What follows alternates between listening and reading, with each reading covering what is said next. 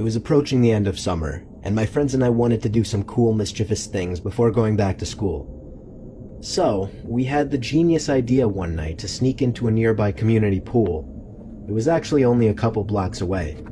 It's right smack in the middle of a residential area, so instead of sitting on a main road or something, it actually just sat around a bunch of houses on a quiet road.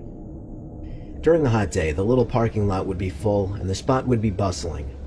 But at 1 in the morning, the place was of course dead. There's obviously a big fence surrounding the whole front entrance, as well as a cage that gets closed up when the place closes, so our best way was to get in through the side.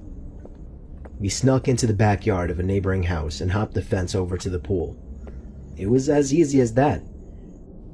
The 4 of us took off our shirts and jumped into the pool, which in retrospect wasn't smart, since any of the neighbors could have heard the splashes and just called the police. But we were dumb high schoolers.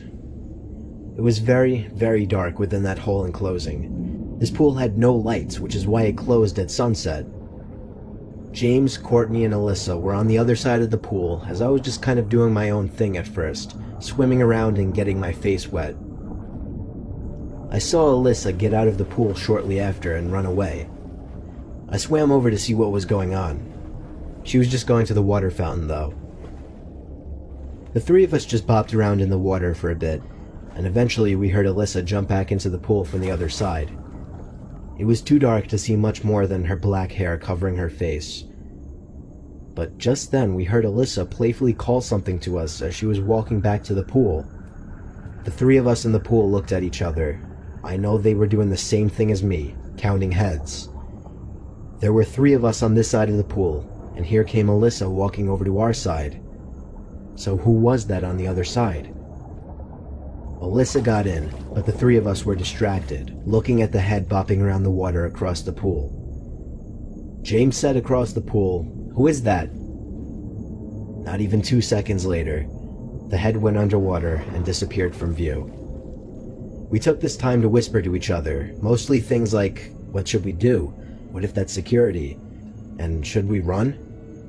Suddenly I felt something grab my leg with force and tried pulling me down into the water. I kicked, splashed, and yelled for help. James came over to pull me out of the pool, while the girls were already running for it, screaming.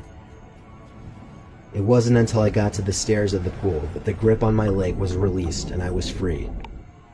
We hopped the same fence we climbed over to get in and ran all the way back to Alyssa's house. I was convinced that whoever that was a security guard. That is, until they literally tried to pull me under the water. We don't know what to think. There are a few possibilities.